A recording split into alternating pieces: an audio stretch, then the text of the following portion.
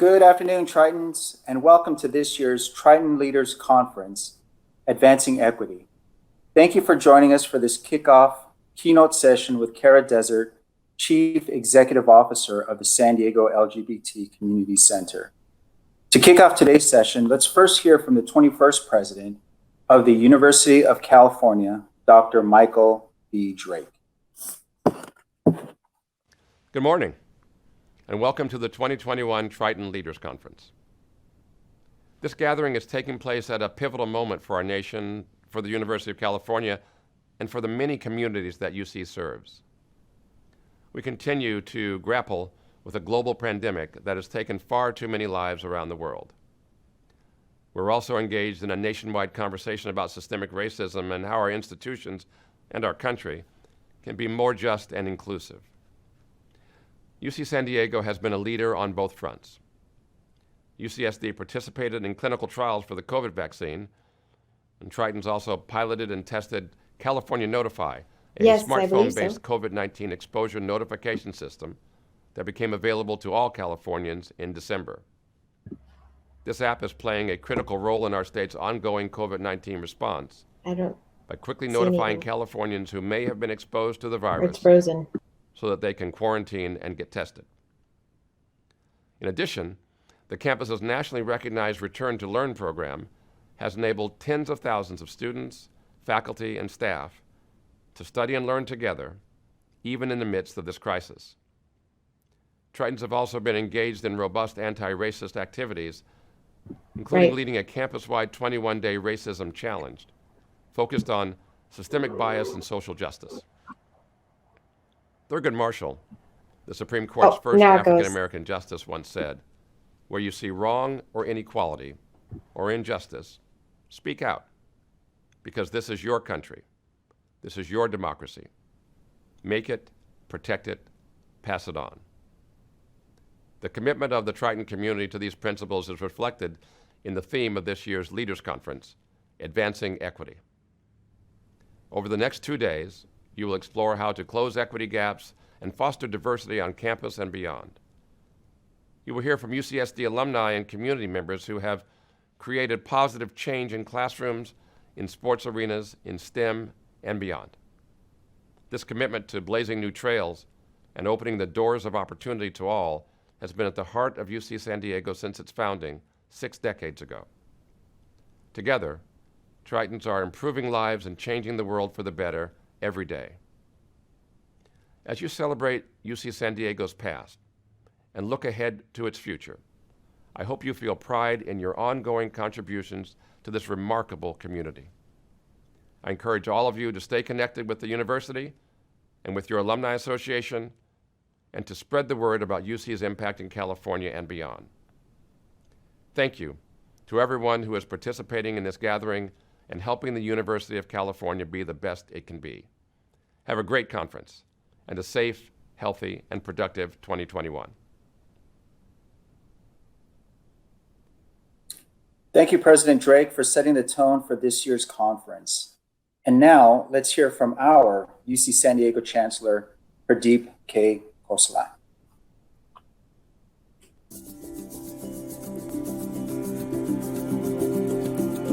Hello, and thank you for joining us for the 2021 Triton Leaders Conference. This is the 4th year this conference has brought together Triton leaders to learn about campus priorities, share our diverse experiences, and empower our attendees. This year's theme is Advancing Equity. One of UC San Diego's strategic goals is to cultivate a diverse, equitable, and inclusive university community. We actively build and maintain that community by encouraging respectful and open dialogue, just like we're doing in this leadership conference. We understand that each of us, as individuals and as members of the Triton community, have an obligation to make a tangible commitment. A commitment to developing compassion and to understanding anti-racism. A commitment to advancing equity at UC San Diego, locally, regionally, and globally. And a commitment to being bold and active in our pursuit of continued learning and change. Over the past year, our community has grappled with a global pandemic that amplified our country's need to address systemic racism. We echoed cries for justice, supported peaceful protests, and navigated a polarizing political landscape.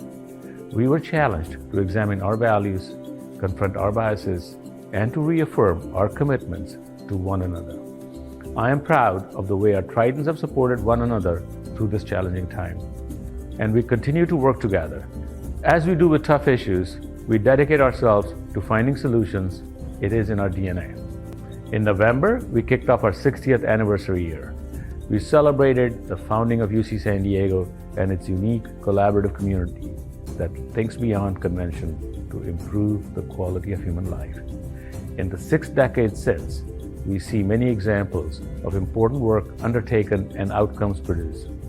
In 1995, the Cross-Cultural Center was founded as the first student space dedicated to equity, inclusion, and diversity. We introduced other community centers since then: the Women's Center, the Black Resource Center, the Intertribal Resource Center, the LGBTQ Resource Center, and the Raza Resource Center. And most recently, we have created new programs and services for our Asian Pacific Islander, Middle Eastern, Desi Americans. I'm especially proud that all of our community centers are led by alumni. This shows how Tritons make a profound impact on our campus, just as they do in the world. You can see the change made by alumni like Cindy Jones, whose journalism and advocacy was instrumental in passing the Americans with Disabilities Act. Armando Arias, Jr., who is now leading efforts to found the nation's first Chicanx University. And Alicia Garza, a labor organizer and co-founder of the Black Lives Matter movement, which has catalyzed monumental action around the world. They are just an example of how Tritons drive positive change. Just as the speakers you'll soon hear from, they're all leaders in advancing equity in our communities, and we thank them for sharing with us.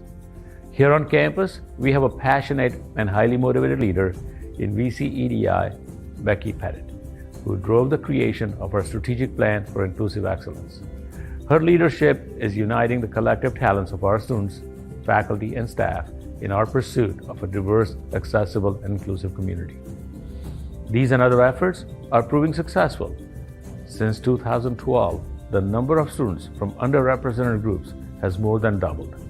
The number of ladder-ranked faculty from underrepresented groups has increased by 30%.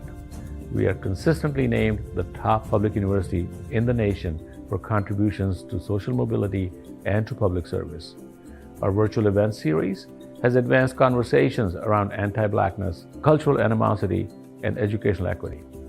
And just this past August, we launched a campus-wide 21-day anti-racism challenge to provide a foundational level of anti-Black racism education for our community. We are making progress, but there is much more work to be done. Through research, teaching, learning, and service, we will continue to work to dismantle the structural and behavioral norms that perpetuate injustice and systemic inequality. This conference is a powerful opportunity to advance this important work, challenge the status quo, and do what we do best: seek solutions to complex issues. You are here because you are committed to creating and nurturing a more equitable and actively anti-racist world. I hope you will take what you learn here into your communities and advocate within your spheres of influence to inspire change. We here will do the same, because that's what Tritons do. Thank you.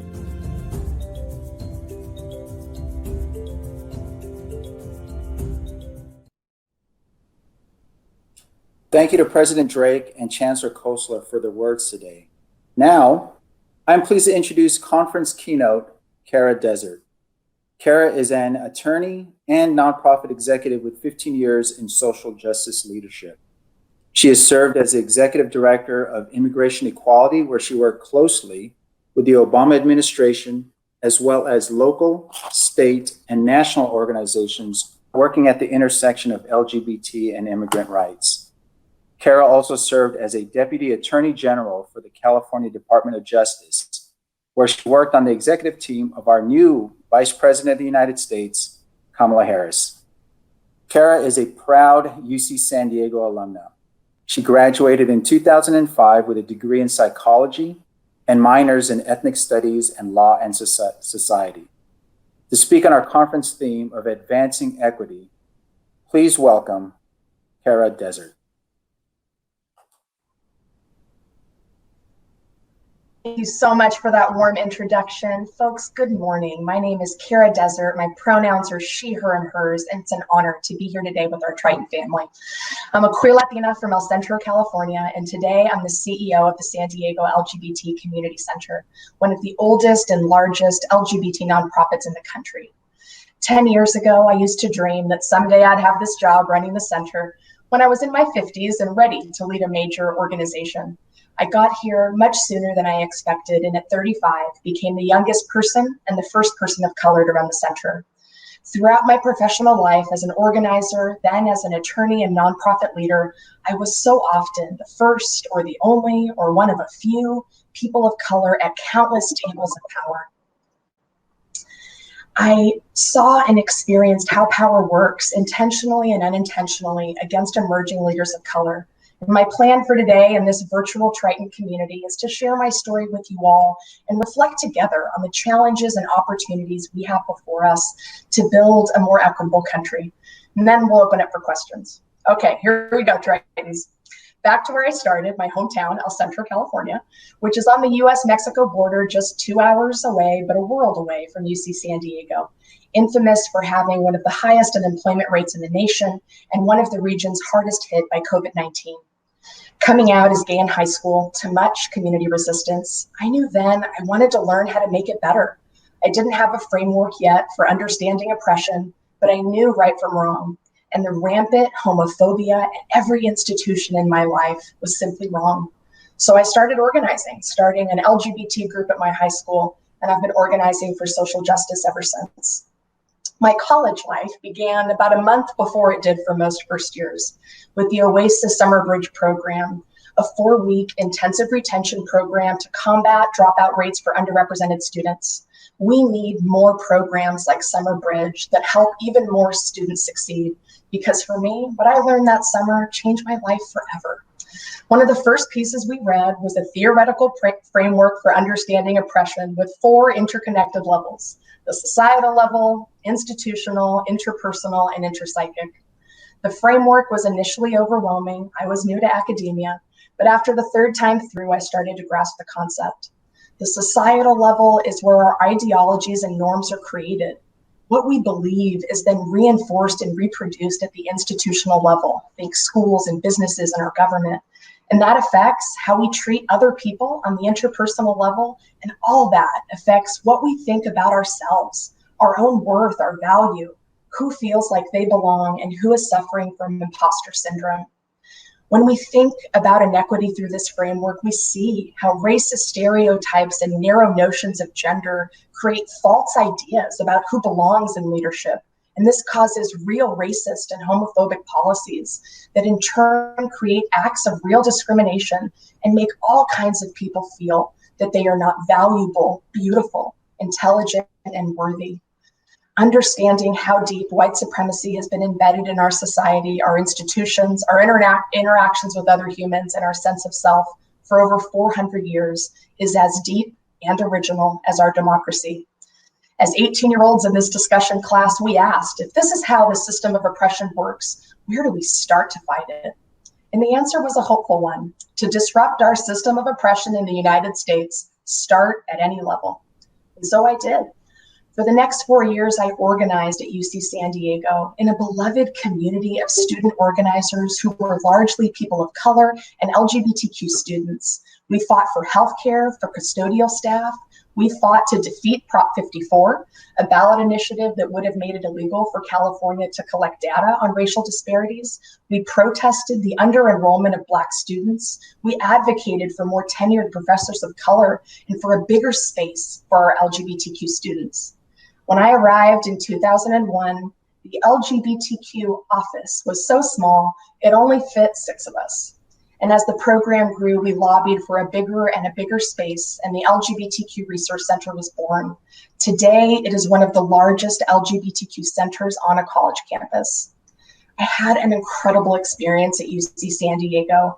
I knew as a student organizer that I wanted to do social justice work for the rest of my life.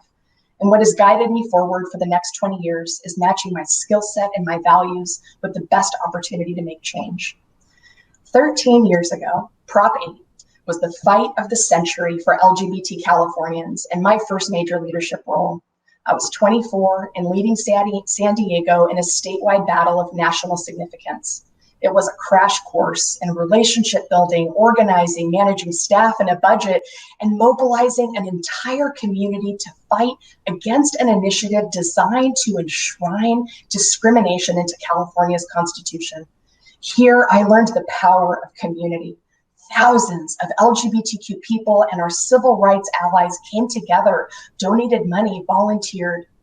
It was also where I found one of my most important mentors, the CEO of the center, Dr. Dolores Jacobs. I had been doing organizing work for the center, and Dolores was on the statewide campaign committee. She suggested I run the campaign in San Diego, and that's how I got my first big break.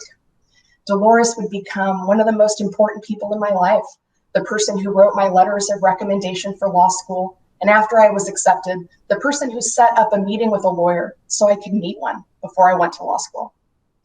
This is the person who would recruit me back to San Diego years later, the person who believed in me so much that it pushed me to believe in myself. Dolores had told me that an advanced degree was something I surely wanted because those resumes go to the top of the pile. And after Prop 8, I applied to law school to learn another tool for social justice outside of organizing. I chose UCLA Law because it had arguably the best public interest law and policy program in the country and a critical race studies program featuring Kimberly Crenshaw, who first coined the term intersectionality. Law school, especially a top 20 law school, is an elite learning environment rooted in white supremacy. My class of 300 students were dominated by people who had grown up in the law, whose dads and grandfathers were judges or big-time lawyers in major law firms. Over and over in my first year of law school, I felt that there was a rule book that the majority of my peers had been taught at the dinner table their whole lives, that my friends and I from Black and brown communities just didn't have. And as a result, we had to climb higher and work harder to succeed. Learning the law is learning a new language, a new way of writing, reading, thinking, questioning. And it was simply true that some of us arrived to the beautiful courtyard of UCLA School of Law fluent in legalese, and some of us arrived not speaking a word. My first year, I had been academically successful my whole life. I just wasn't learning fast enough. And back to our framework, I felt something shift in my intrapsychic level. I had never felt like such an imposter, someone who didn't belong, someone who couldn't rise to the top. I thought about dropping out, but instead of quitting, I reached out for help to my friendliest professor. He graciously offered to meet me the very next day, go over my law school exam, and coach me on how to write a law school exam. I reached out to other law students of color above me who had also struggled in their first year, and I began organizing at UCLA Law. The next semester, I was at the top of my class. Turning that corner gave me the confidence to continue to chase my dreams. And in my third year of law school, I decided my next dream was to work for the new California Attorney General, Kamala Harris. I started my legal career by joining the Public Rights Division of the California Attorney General's office as one of 10 in the first class of honors attorneys, a new program AG Harris started for top law grads to begin their career in public service. I worked on the Corinthian College case, one of the largest consumer cases in AG history. And one of the greatest privileges of my life has been serving as one of 3 attorneys who got to bankrupt one of the largest for-profit colleges in the business, who had been intentionally misleading low-income women of color about the value and cost of their educational program. I also got to work with AG Harris's executive team and got a close-up view of how a government office with 1,000 employees is run and how the person at the top manages priorities. It was clear then that she was bound for greatness. She was charismatic and driven, a powerful advocate for the people, warm and funny. I thought then that she could become president one day, having no idea then in 2012 how soon she would run for the top office. A few weeks ago, when I watched her take the oath of office of the vice presidency, I was overcome with emotion and overwhelmed with a foreign feeling I hadn't felt in a long time, a deep and bold hope for our collective future. I'm a planner, and I've had a 5-year plan since I was 5. And my plan after the AG's office was to go clerk for Judge Marshall, one of the first Black women appointed to the federal bench who I had interned with in law school. Then I thought after I'd practice civil rights law. But plans changed when I got a call from a headhunter about running immigration equality in New York City, the leading national LGBT immigrant rights organizations. One of the many things in the rule book that some of us didn't get is that there can be a moment in your career when you become a commodity. Before 2014, I thought you got jobs when you applied for them. That year, I learned that for many managerial and executive jobs, you get recruited. Soon, I had moved to New York City and was deeply immersed in the national LGBTQ and immigrant rights movements. I was one of the only national LGBTQ Latino leaders when the spotlight shifted from marriage equality to immigrant rights and people of color. I got to work with the Obama White House, and in one of the greatest moments of my life, I was sitting inside the Supreme Court when the marriage decision became the law of the land. I learned so much about how power operates in New York and DC, and I also learned about my own power, adjusting to a new level of leadership in which I make hundreds of decisions every day that affect the lives of real people. A few years later, I got a call from my previous boss, Dolores, who still ran the center in San Diego. She had a vision to create a new department and wanted me to run it. And my wife and I decided to come back to San Diego and invest in our community. 2 years later, Dolores announced her retirement and a national search for her successor. I agonized for months over whether I should apply, whether I was worthy of the job, whether I could do it. The opportunity had come so much sooner than I had planned, and convincing myself was by far the hardest part of the rigorous application process. Today, I'm so proud to lead the center, to support our LGBTQ community through an incredibly difficult time, and to build a more inclusive, intersectional LGBTQ movement that helps create an America where Black lives truly matter. In the wake of George Floyd's death this spring, along with Tony McDade, Breonna Taylor, and too many others, we saw a groundswell in support for the Black Lives Matter movement. It appeared as though people and institutions were taking a hard look at themselves and asking the hard questions. What can we do inside our own hearts and minds, our families, our communities, our businesses, our government, to do better to support Black people? Everyone who has lived in this country is rooted in white supremacy. And as a result, we all carry bias. The question is, what are we actively doing to combat our biases and to actively create a more equitable world for Black people? During this summer, national support for the BLM movement grew so quickly. People were home, watching the news, seeing the protests, and the deep pain in the eyes of Black Americans across the country. We were inundated with live images of racial oppression, and it touched our hearts. We had a national dialogue, and we pledged to do better. I remember being surprised last summer that every business who had my email sent me a message that their company supported the BLM movement. Well, fast forward 6 months. Of all the companies who sent out emails stating their support for Black lives, few actually changed their practices or policies, and national support for the BLM movement has shrunk from 67% of Americans saying they believe that Black Lives Matter in June to only 55% in September, just 3 months later. Fast forward to the insurrection at the Capitol, and one of the clearest images of white supremacy's enduring power is to compare the images of how the insurrectionists at the Capitol were treated and how the BLM protesters were treated on the same steps just months before. Going back to companies that are taking concrete steps, earlier this week, Coca-Cola's general counsel announced a new requirement that 30% of billable hours to legal teams contracted by Coca-Cola must be from diverse attorneys. Half must be Black attorneys. The letter reads, quite simply, we are no longer interested in discussing motivations, programs, or excuses for little to no progress. It's the result that we are demanding and will measure going forward. We need to do more, because the second we take our foot off the gas, we don't stand still. White supremacy is too strong. We go backwards. Organizing has the power to change hearts and minds, but we need a sustained commitment. Otherwise, our progress will erode over time. Shifting our dialogue from BLM to gender equity, I want to tell you a story.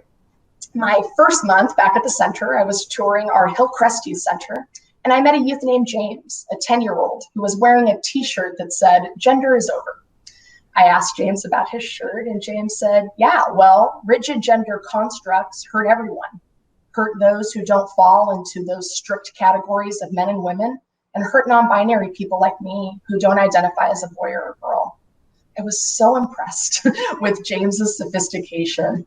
But today, I want to tell you, there are so many youth like James who are in middle school who can articulate what is wrong with our gender constructs and advocate for a more expansive system. I'm here to tell you, James is now 14, and people like James are already in our workforces. So is your office, classroom, or product ready for someone like James to be successful? Even for straight cisgendered people, the pressure to conform to hypermasculine or hyperfeminine roles has caused so much harm: eating disorders, low self-esteem, mental health issues. When we loosen up on gender, everybody wins, not just LGBTQ people. But back to James and the Hillcrest Youth Center. This is also a story of youth redefining a movement. While non-binary people have always existed under a variety of categories, it's the fastest growing group today in the LGBTQ community. For 10 to 24-year-olds in our youth programs, 10 years ago, 5% were transgender or non-binary. Today, that number is nearly 50%. These youth are some of the most resilient. They are redefining gender for the better in this country. And they are also amongst the most vulnerable, with 52% of transgender or non-binary youth having considered suicide, by far the highest rate of any group. I'm often asked why pronouns matter. I have them in my signature block, and my business card, and my Zoom name, and there are many right answers: respect, inclusivity, stepping away from toxic gender norms. But the one I lead with is because it saves lives. And we know that because transgender and non-binary youth tell us that misgendering is so painful. The more they are misgendered, the more they contemplate suicide. It's hard enough to be transgender or non-binary, a group who experiences some of the highest rates of unemployment, high school dropout, and suicide. But another thing is also true, and that's that if misgendering endangers someone's life, correct pronouns uplift someone's life.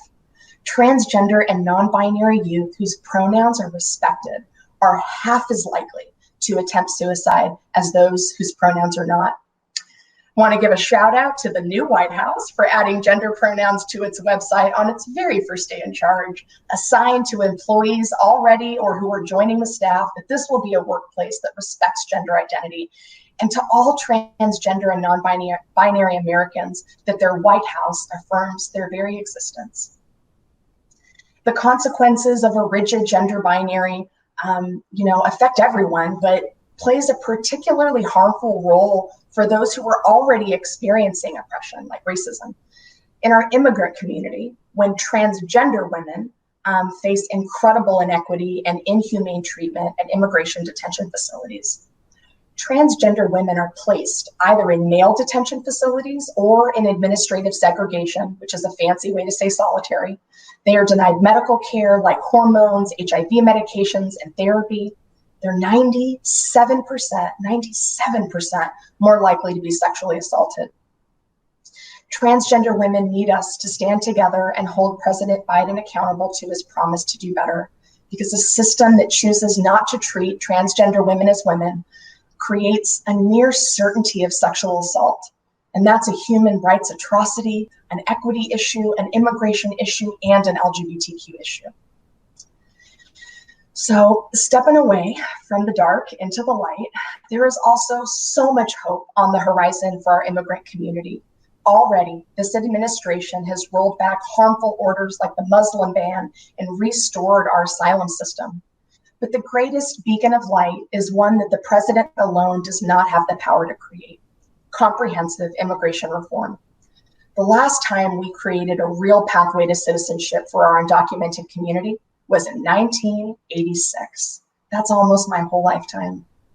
Just a few weeks ago, President Biden shared his version of what I hope Congress makes law: comprehensive reforms to our immigration system that would create a real pathway to citizenship in 5 to 8 years for the majority of our 11 million undocumented people in this country. Nothing has given me more hope for our collective future than this vision. Next up, in inspiring moments, in the darkest of times during this pandemic, while we were reckoning with our nation's racist past and present, we took an enormous step forward in the LGBTQ rights movement when the Supreme Court decided in Bostock v. Clay County that our civil rights laws also protect millions of LGBTQ plus people from employment discrimination. Before this 2020 landmark Supreme Court victory, the LGBT community did not have employment discrimination protections in most states. We got here through the Civil Rights Act, a hard-won victory in 1964 that outlawed discrimination in the workplace on the basis of race, religion, and sex. The LGBTQ community used the very definition of sex in this law to build on past social justice legal victories and to expand employment discrimination to protect all LGBTQ people in all 50 states. Here, our movement stands on the shoulders of those who made the Civil Rights Act possible. And together, we helped create a little more of a just America. As we think about our vision for the future, I know, we all know, we have a long way to go to reach a more just society. We're all still grappling with the effects of a global pandemic. COVID-19 has devastated our global community with great unevenness that has widened the racial disparities in housing, education, income, and health. When we finally move out of this chapter, let's not forget the effects that COVID-19 exposed in terms of incredible disparities for our Black and Brown communities. Because our Black and Brown communities have had less access to healthcare, are more likely to work in in-person essential jobs. Black people are 3.7 times more likely to be hospitalized and nearly 3 times more likely to die from COVID than white people. Even amid COVID-19, life expectancy for white people will remain higher than it has ever been for Black people. Here in San Diego, Latinos make up 34% of our San Diego population, but 62% of COVID cases and 45% of COVID deaths. While we are all in the same storm, we are not in the same boat. And the stress and deadly impacts of COVID are being experienced disproportionately by communities of color. Some communities will recall this historic time during a global pandemic with shared memories of baking bread and doing puzzles and watching Netflix. And other communities will remember sudden deaths of family and what it was like to hold a funeral during COVID where the mourners can't hug each other. COVID-19 has been an agent of devastation, surely, but also one of change. It has forced us to reimagine our society from remote work to consumer practices to service delivery, access to education and healthcare. COVID-19 has forced a dynamic change process that is already underway. And if we seize it, we can use this change process to make strides towards a brighter collective future and build a better America for all of us. As we work towards reopening, we are presented with the opportunity not to simply return to previous modes of operation, but to forge a new normal. How can we reopen with new, better systems? How do we want to function? How will we treat essential workers, Black professionals, Black students?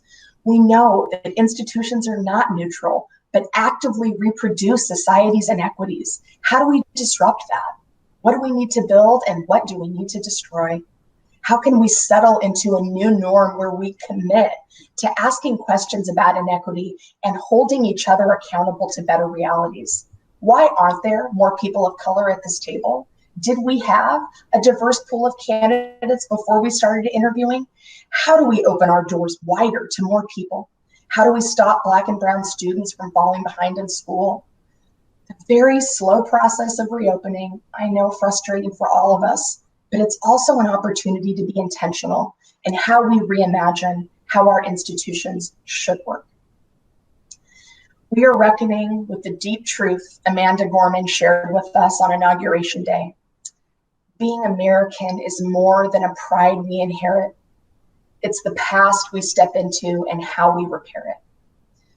After 400 years of white supremacy and 70 million people who voted for Trump to serve another 4 years, deciding that embracing white supremacy wasn't a deal breaker. There is deep pain at our divisions, and there remains an enormous task to bring us together and move forward towards progress. Some are ready to heal. Others need first to trust that previously unimaginable injustices won't happen again tomorrow. The Muslim ban, family separation, the transgender military ban, white supremacy's overwhelming rise in visibility and power. These last 4 years were simply a reign of terror on so many communities. And I know friends in the racial justice movement who slept their first good sleep in 4 years on January 20th. Others feel numb from the barrage of executive orders that have hurt our friends and family over the last 4 years. I want to tell y'all that wherever you are in the complex emotional landscape of this historical moment during a pandemic, the exhaustion we feel, the frustration, the shock, the disbelief, the hope, the fear, whatever you feel, it's valid, because we have all experienced societal whiplash, a president helping to incite an insurrection, and then 7 days later, Kamala Harris puts her hand on a Bible and jumps onto the pages of living history as the first woman, the first Black person, the first South Asian vice president. It was that moment for me that I breathed in a new hope as the glass shattered. And then Amanda Gorman inspired a whole country, stringing together the collective light of our hope. And then after inauguration, a repeal of the Muslim and transgender bans, a plan to fight COVID and help struggling Americans, a bold new immigration policy, the first in my lifetime, with an opportunity for a pathway to citizenship for most undocumented people. There is no magic bullet to kill white supremacy. It runs so deep. It has for so long.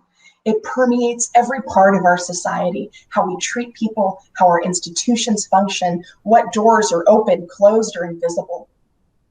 And this means that there is no one training to kill white supremacy in your workplace. I've had so many conversations that go like this.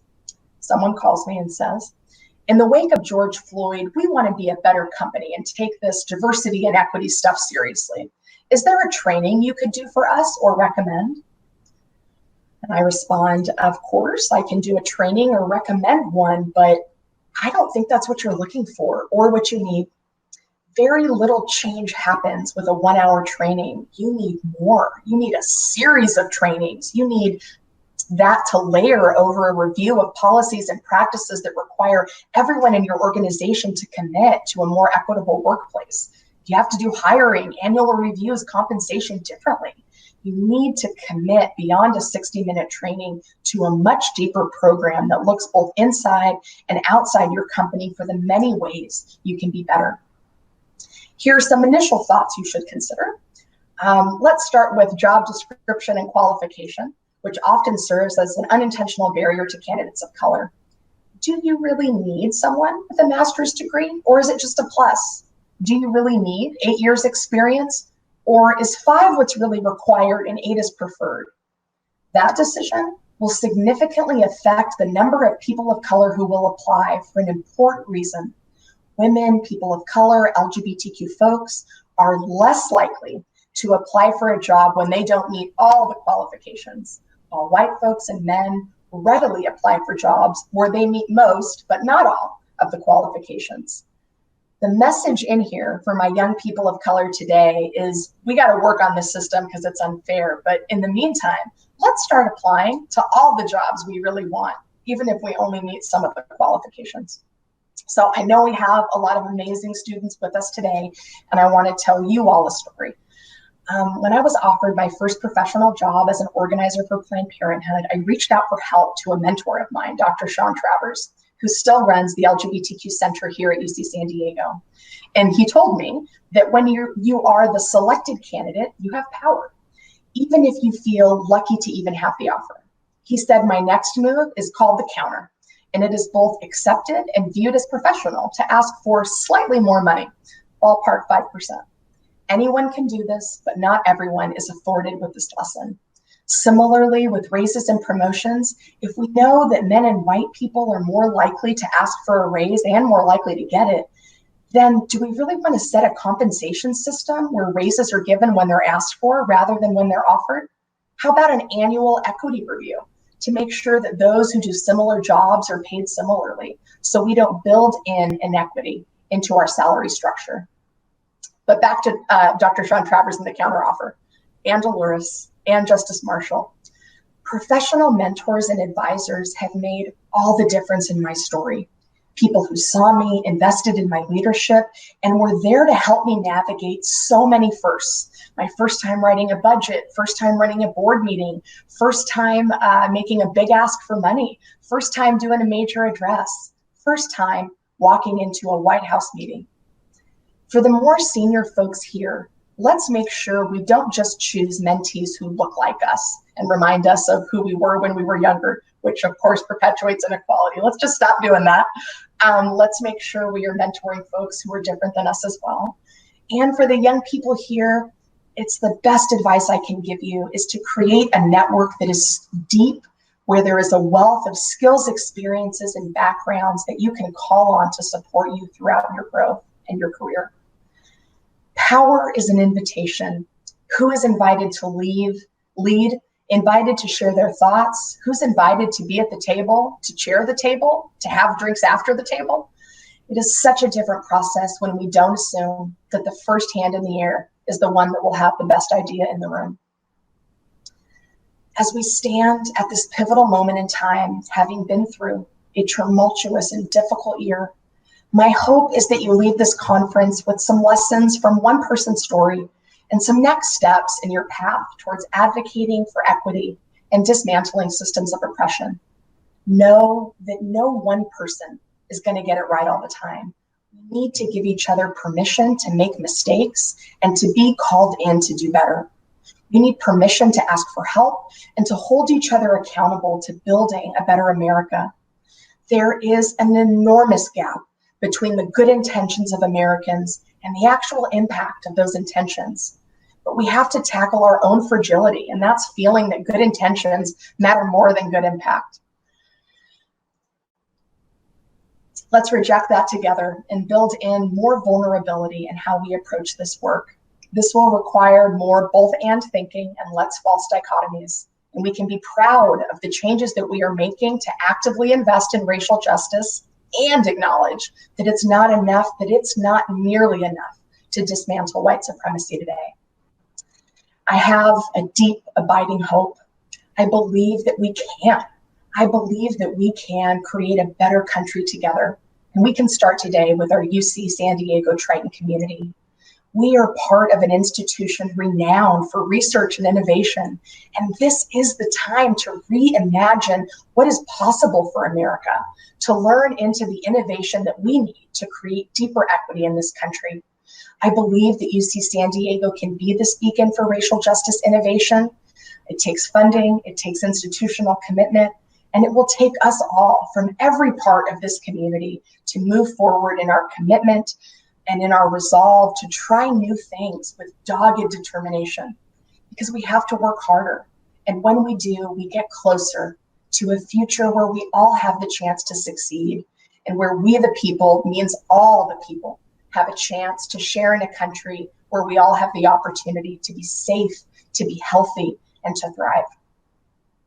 I want to thank you all so much for sharing in this space today and for being here in this virtual Triton community, and we can open up for questions now.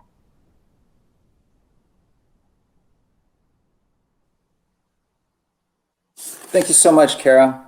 Our fellow Tritons have some questions for you, and those in the Triton family audience, thank you so much for submitting your questions. We do have a few minutes to take roughly 3 or 4 questions. And Cara, our first question from one of your fellow Tritons is, how have your many identities aided or strengthened you along your journey? Yeah, it's a great question. How have my identities, influenced my journey? They're everything. when so many people are like, tell me about intersectionality. It's this complicated academic topic. It's not. It just means that people who are both brown can also be other things, including LGBTQ. And so for me, I really started organizing at the intersection of my own identities. I joined Latino student groups. I fought for access to education for students of color. I cared about LGBTQ things because I was LGBTQ. But as my career evolved, I also started looking at my blind spots. I mentioned in my remarks, let's into examining who our mentees are. Being the first in my family to go to law school after I graduated, I chose mentees who were also the first in their family from Latino families. And that meant that there was a group, aspiring Black law students, who I wasn't including. I think we often start with our identity, but we need to expand beyond that, because we can't live in a world where if it didn't happen to me, it didn't happen. We have to honor the lived experiences of so many people and be open to hearing how experiences can be different. I think often about the police. There are a group of people who see a police officer across the street and feel safe. There's another group of people who see a police officer across the street and feel fear. We have to hold space for multiple realities outside of our own identity. But for me, my family, those who are a part of my communities in my hometown have been a part of a cheerleading squad that has rooted me on through every single step in my career. Wow, thank you so much. Our next question from a fellow Triton. You've accomplished so much. What else do you hope to accomplish? That's a great question. For me, I want to do more. We are not there. I've been doing this work for 20 years and we have not dismantled white supremacy. In fact, we have seen over this year, both through COVID and its disproportional effect to communities of color and through the BLM movement, that we have so much further to go. And so I'm in it for the long haul. I'll be doing social justice work for the rest of my life. But this is also the first time I haven't had a 5-year plan. I'm committed to the center. I love this incredible LGBTQ community we have in our San Diego region. I continue to build programs and to expand the center so that we truly are meeting the needs of all the community, because there's some folks who've been left behind. Like every major institution, the center was founded by predominantly white people. And so we are a 50-year-old organization. But there are some folks in our community, Black folks, our transgender and non-binary community, who weren't a part of the original vision for the center. And so we have so much work to do in making sure that those who have historically been left out are warmly invited to the table, and that we open our doors wider to everyone in our LGBTQ community. Great. And since you brought up the LGBT Center, one of our Tritons does ask, are there plans to open more LGBT centers here in San Diego? Yeah, that's a great plan. Let me start with what's already happened. The center has several facilities, and most of them were all of them. 2 years ago, were in the city of San Diego. So that leaves some regional gaps. We're very lucky that there's an LGBT center in North County. It's not affiliated with us, but we're partners and we work together. But there was a huge, gap in service for folks who live in South County. And so my first big project when I became CEO in my first 6 months was to open the doors to the first LGBT center in South County. It's our Center for Youth and Families, the South Bay.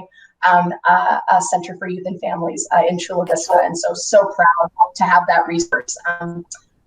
We are in COVID. It is a tough time for our economy. I do not envision opening up a new center in the next year, but certainly, there are communities in our region who also continue to have gaps in resources for LGBTQ people, and we think about how to fill those gaps in creative ways, including if we have the resources to open up an additional facility. Great. So Cara, one of our Tritons does ask and shares that there's a lot of negative news out, and they're asking you, how do you stay positive and active during this period? How do you deal with the emotion of all that's happening around us? Yeah, I would love to say that I wake up a positive person every single day of my life. And I think this is a time for leaders to be authentic. That's simply not true. I have so much love and joy for my community, but this year has been incredibly difficult. Being asked to serve even more people through a pandemic with less resources has been incredibly difficult for me, my staff, our board, our community.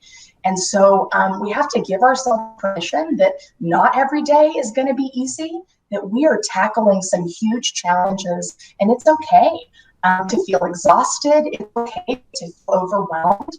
And that's, when I feel those feelings is really when I know I need to take better care of myself.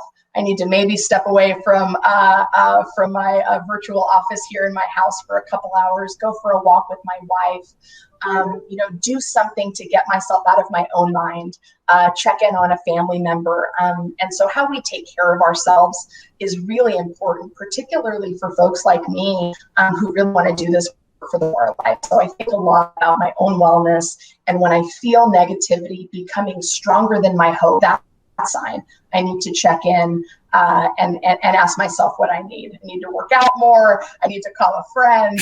I need a break, step away from the work.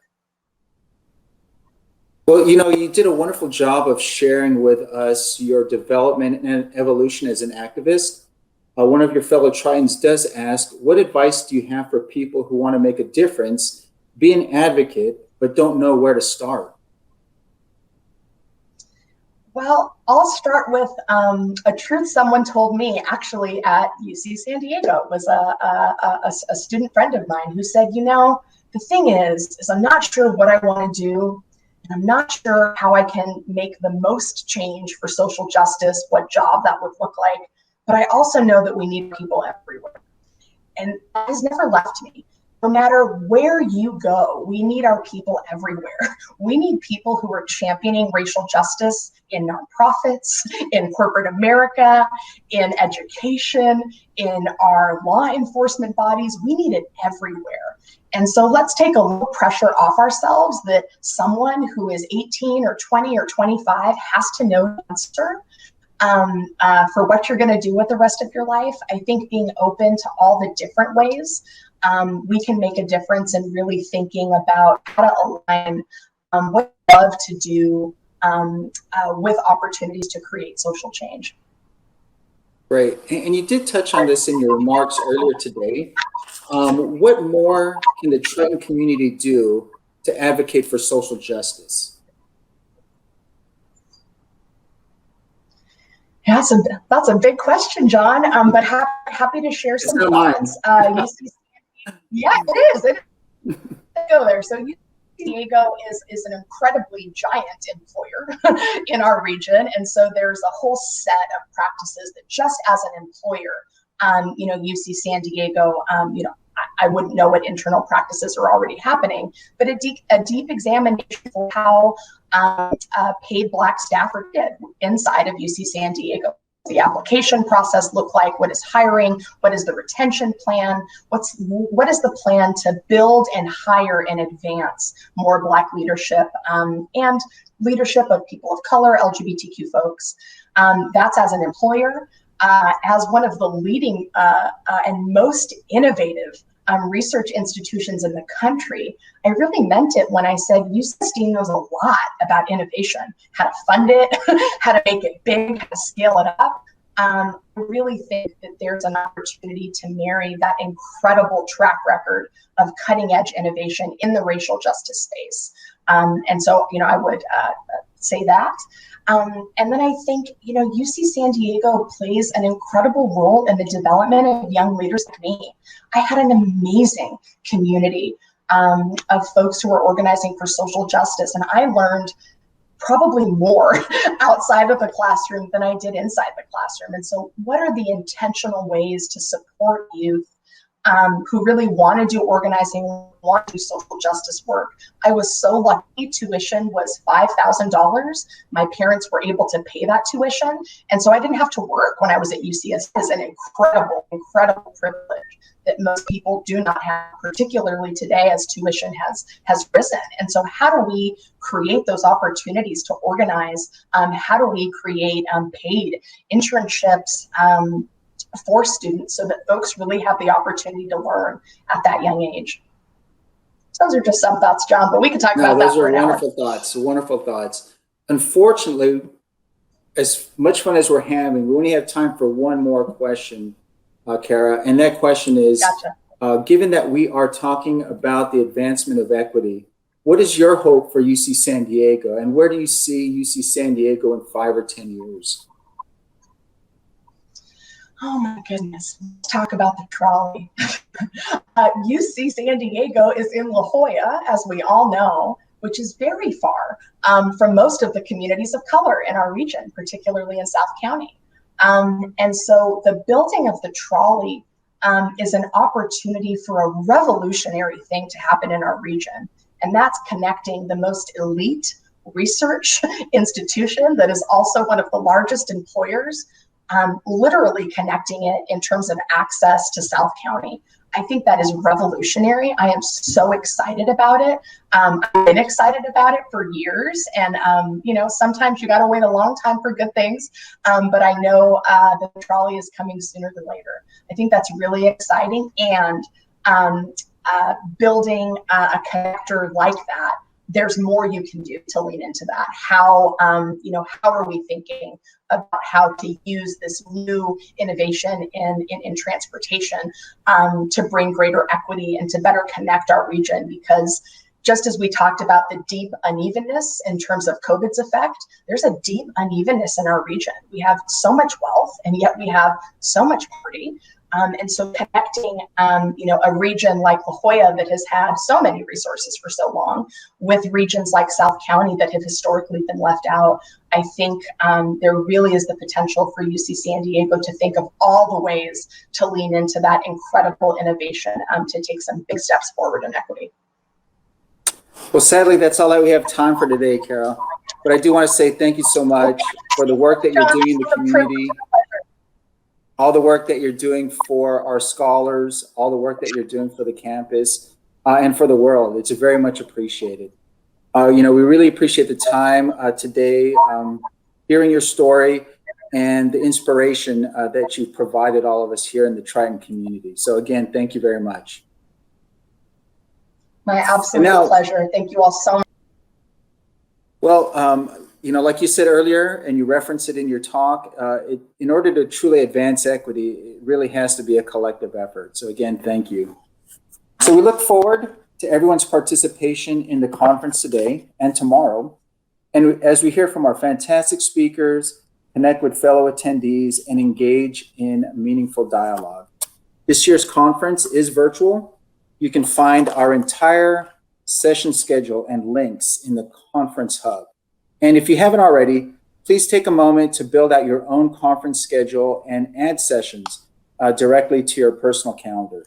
We have sessions this afternoon at 1:30, 3:30, and 4:30 Pacific Standard Time, as well as virtual networking sessions to close out the day. So I hope we see you all there. Our conference resumes tomorrow morning at 9 a.m. Pacific Standard Time with a very special keynote address from alumna Dr. Alondra Nelson, newly appointed Deputy Director for Science and Society in the Office of Science and Technology Policy in the Biden administration. Dr. Nelson currently serves as the President of the Social Science Research Council and is a Harold F. Linder Professor at the Institute for Advanced Study. So again, thank you to everyone for joining us today. Thank you to Dr. Drake, Chancellor Khosla, and of course, Cara Desert. We look forward to seeing you all again this afternoon. Let's go Tritons.